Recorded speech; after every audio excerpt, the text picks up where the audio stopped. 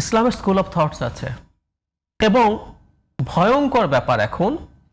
যেমন আমি ধরুন বোকা মানুষ, আমি এত পড়ি নাই, তো বিস্তারিত পড়ি নাই। জামায়াতে ইসলামের লোকজন ইসলাম পড়েছে ধরেছি, যারা বাংলাদেশে হেফাজতের যিনি আমির বা হেফাজতে ইসলাম যারা আছেন বাংলাদেশে, সেই দেওবন্দ মাদ্রাসার কন্টিনিউয়েশন হয়ে সেই কারিকুলামে, মানে আমি ঠিক জানি না, আমি যদি বোকা বোকা প্রশ্ন করি, ওনারা কি ইসলাম বোঝে না?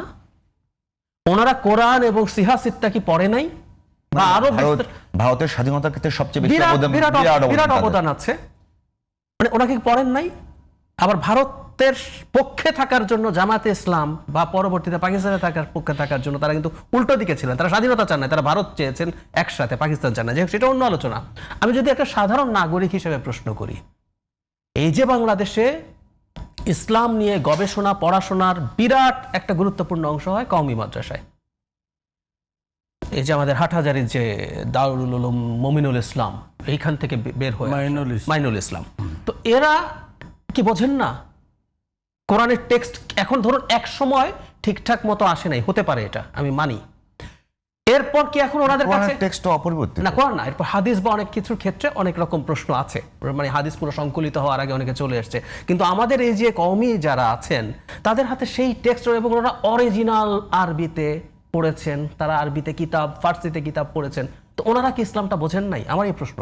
তাতে আমার সমস্যা নাই, আমি ইসলামে ডিবেট করছি না।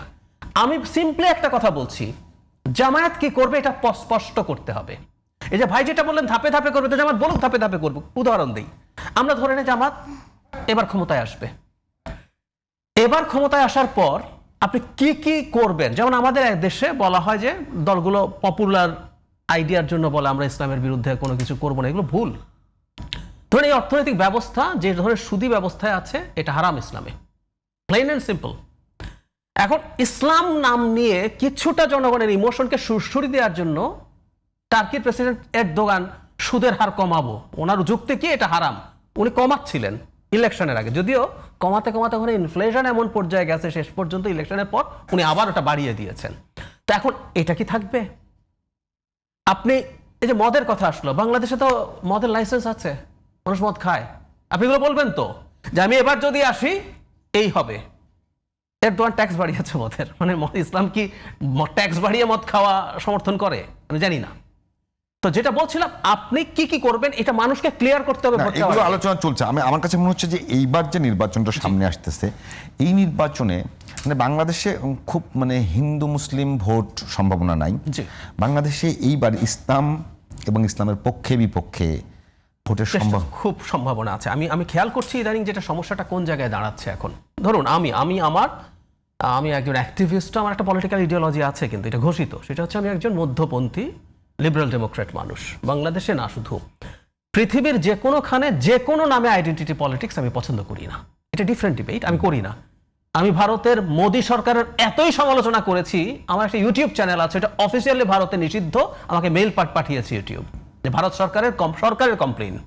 সরকারের কমপ্লেইনের পরিপ্রেক্ষিতে আপনার এই চ্যানেল ভারতে দেখা যাবে না। এটা আমার কাছে 1 বছরের বেশি হয়ে গেছে এই মেইল। বাংলাদেশের কয়েকটা চ্যানেল, সাথে আমারটাও আছে, কিন্তু নিষেধাজ্ঞা। আমার চ্যানেল ভারতে দেখা যায় না। আমি মোদীকে কেন অপছন্দ করি? কারণ উনিও ধর্মের নামে রাজনীতি করেন। আবার আইডেন্টিটি পলিটিক্স সবসময় শুধু ধর্মের নামে না, ট্রাম্পও একই রকম, সে অন্য রেসিস্ট, সে হোয়াইট সুপ্রিমেসির পলিটিক্স করে। আমি এটাও নেই না। তো বাংলাদেশে এখন এই ঘটনার কোনটা দাঁড়াচ্ছে, কেউই যখন এই রাজনীতি নেবে না, যখন আমি জামাতের সমালোচনা করি, আমি আপনাকে বলে রাখছি, আপনি পড়ে দেখবেন, এই যে এই চ্যানেলের নিচে কিন্তু ইউটিউবে যাবে এক সময়, এটা নিচে কমেন্ট হবে, দেখবেন আমাকে নাস্তিক বলছে, আমাকে ইসলাম বিদ্বেষী বলছে। সো এই রাজনীতিটা তৈরির চেষ্টা হচ্ছে, যারা ইসলামী রাজনীতিকে সমর্থন করে না, কোনো ক্ষেত্রে বলা হচ্ছে এটার পক্ষে আসলে বেশ পাওয়া যাবে। 18 কোটি মানুষের একজন প্রার্থী যিনি জামাতের হয়ে নির্বাচন করছেন, 18 কোটি মানুষের নামাজের সওয়াব পাওয়া যাবে যদি জামাতকে ভোট দেয়, একজন প্রার্থী বলছেন। আর অন্যান্য নেতা তো বেহেশতের একটু মাঝারি পর্যায়ে বেহেশতের টিকিটের কথা বলছেন, এবং বিপদ হবে যারা সমর্থন করবেন না তারা ইসলাম থেকে খারিজ হয়ে গেছেন। এই ধরনের আলাপ আসবে। সো এই ডিভাইডেশনের চেষ্টা আছে। আবার পাল্টা উল্টো পাশে যারা রাজনীতি করছেন তারাও কিন্তু চেষ্টা করবেন, সব মানুষ তো আর ইসলামী রাজনীতি নেবে না। অনেকেই মনে করেন, এই ডিবেটে আমি ঢুকছি না, মনে করেন যে ইসলাম ব্যক্তিগত পর্যায়ে, খুবই প্র্যাকটিসিং মুসলিমরাও, মানে এখন খালেদা জিয়া কি মুসলিম না? উনি কি ইসলামী রাজনীতি করেন? উনি কি জামাত করেন? করেছেন কখনো? পছন্দ করে বা বিএনপির সব লোক না পছন্দ না, আমরা এতে সেটাই বললাম আর কি। মানে বিএনপি সব মানুষ, সব নেতা কি অমুসলিম? কিন্তু ওনারা তো ইসলামী রাজনীতি করেন না। ওনার জামাতে ইসলাম বা ইসলামী আন্দোলন যে অর্থে ইসলামী রাজনৈতিক দল, ওনাদের দল তো তা না। তো সেজন্য বলছি ওনারা এবার করবেন কি, বাংলাদেশে প্রচুর মানুষ আছে এরকম যারা ব্যক্তিগত পর্যায়ে খুবই প্র্যাকটিসিং মুসলিম, খুবই সৎ মানুষও, প্র্যাকটিসিং মানে নামাজ রোজার কথা নয়, সৎভাবে জীবনযাপন করেন, কিন্তু তিনি আবার মনে করেন যে না, রাষ্ট্রীয় পর্যায়ে এভাবে ইসলাম থাকা উচিত। তখন যেটা হবে, বিপরীত পক্ষ আবার এই ন্যারেটিভ মাঠে আনবে, দেখো ওইদিকে কিন্তু ইসলামিস্টরা একত্র হচ্ছে, তুমি আমাকে ভোট দাও। সেই পোলারাইজেশন ইজ মাস্ট। এইটা নিয়ে